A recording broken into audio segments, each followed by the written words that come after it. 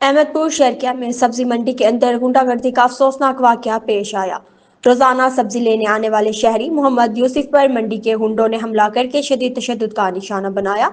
वाकया मामूली तल्ख कलामी के बाद पेश आया, जिसमें 5 से 6 अफराद ने यूसुफ पर हमला कर दिया। मजीद तफसीलात जानते हैं मोहम्मद यूसुफ से। मैं ना सर मोहम्मद यूसुफ है। यूसुफ भाई क्या मामला है? मामला यो थे कि सवेरे सवेरे मैं मंडी होते गया, मंडी होते वहां तो तक सौदा पचे, लेकिन उन्हें कुरैशी मारदा वाला को प्लान बढ़िया पे मारा उससे। मैं जी उन्हें सौदा पूछे, सौदे दे मार के ना दे मैं काम बधान पै गया। उधर तो एसी साहब आ गए, एसी साहब ने आके बिना तो FIR दे उन्होंने बड़ा शुक्रिया, उन्होंने बहुत सारा भी उन्होंने सारा तावन FIR अपना आर्डर कर गया, पता नहीं थई है या क्या नहीं पता कर या थाने उन्होंने कमेटी लंग सदवा थे, उन्होंने आके बिना FIR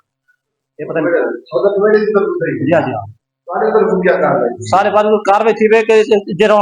पहले 10,000 रुपए की मंडी है, 1200 की कारण 1500 की कारण कोई पूछने वाला क्या नहीं, पिछू असा घेनते आने और साढ़े उते आते पर्चे देने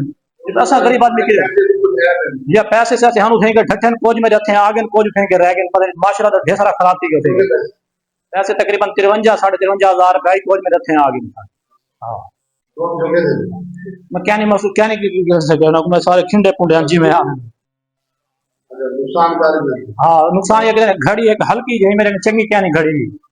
दरमियानी तकरीबन ऊंचा सवाल है, लेकिन ओए मेरे उठेंगे ढह गई जेड़ा यो कोई करे तकरीबन रालते सारा सौदा बंद कर रहे लोग।